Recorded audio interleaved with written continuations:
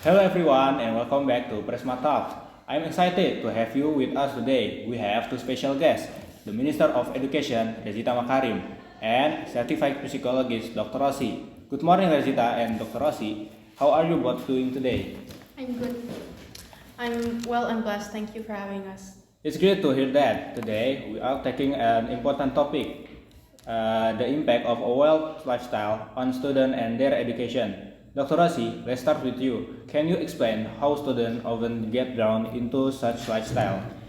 Okay, so there are a few key factors at play. The first of all is peer pressure. Usually, adolescents are very neglecting and also very surrounded with their social life.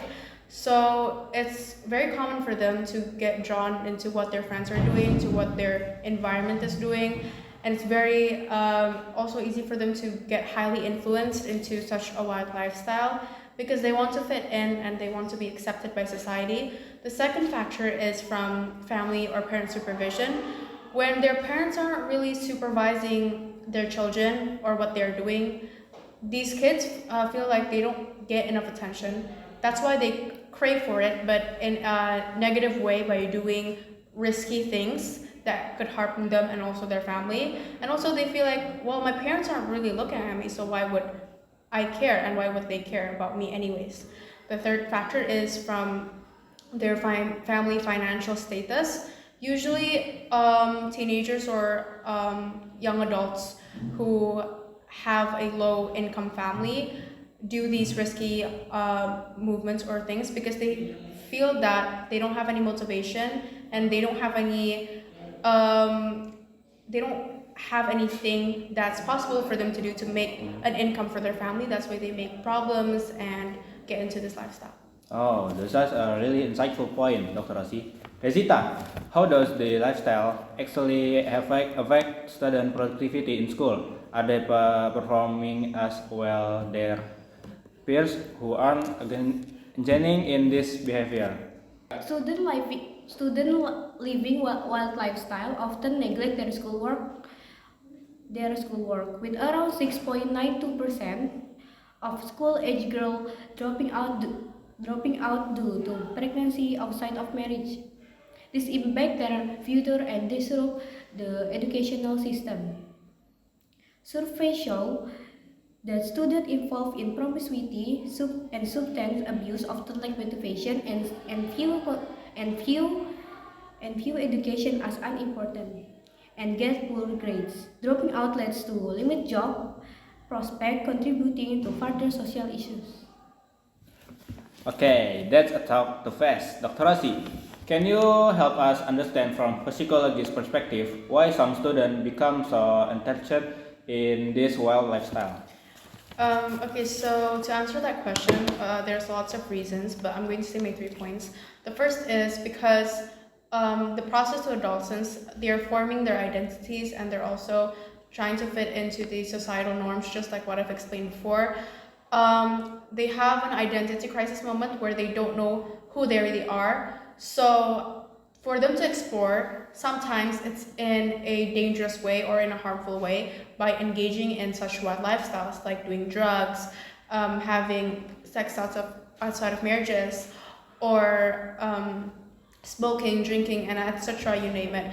The second factor is because of some of these teenagers, they experience emotional struggles like anxiety, low self-esteem, depression, and so on and so forth.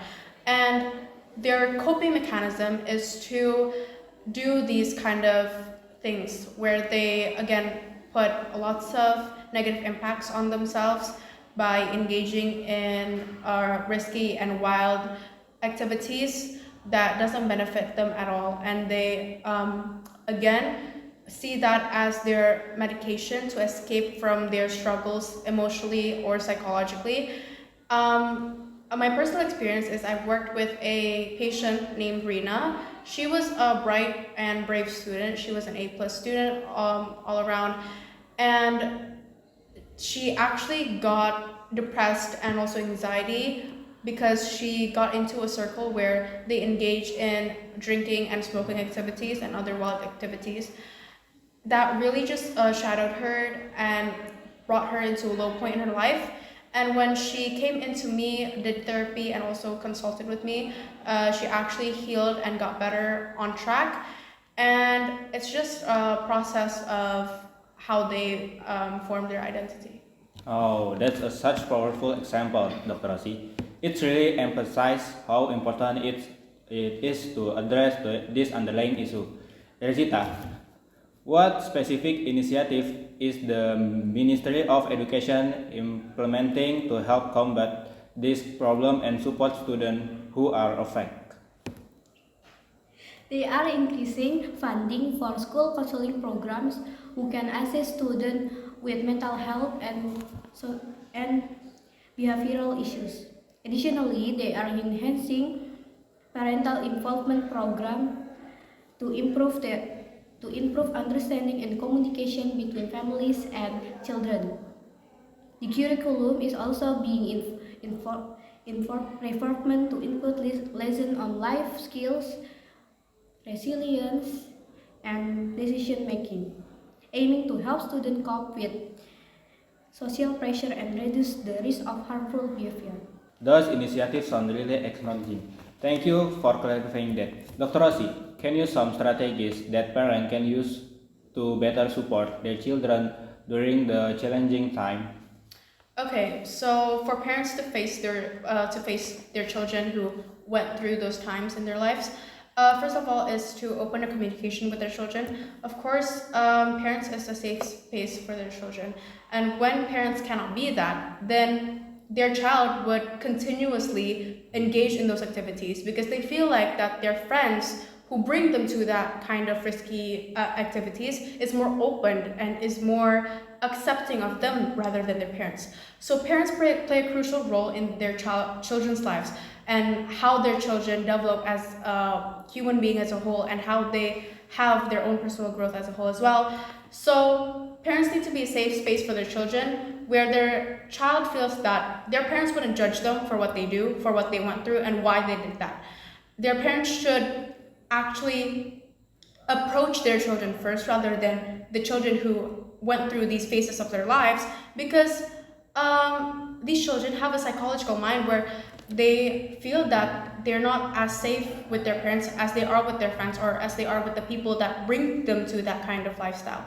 Second of all is these parents, other than just open a communication, is to engage their children in activities that are healthy and happy, that of course bring positive impacts and doesn't harm their children. Basically, make sure that these activities heal their children in 4 aspects: spiritually, physically, psychologically, and also intelligently. So with engaging them with hobbies or activities that their children could actually use for a personal growth development could make them heal from the wild lifestyles that they're living at currently. Those are fantastic suggestions, Dr. Rossy. Rezyta, as we look forward to the future, what are your hopes for the education system in Indonesia regarding this issue?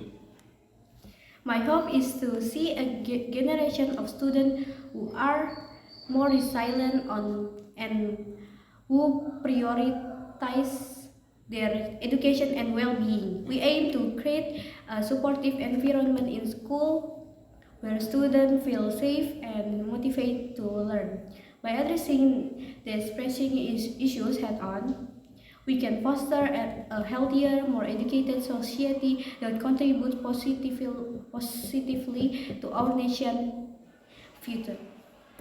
Okay, thank you, Rezyta and Dr. Rossy, for sharing your insight today. Your expertise the invaluable as we navigated this challenge. Thank you for having us today, and it was I feel very appreciated to be invited to Prisma Talks. Thank you. Okay, and thank you for our listener to tuning into the Prisma Talk. Until next time, take care and stay informed. Thank you, guys. Thank you.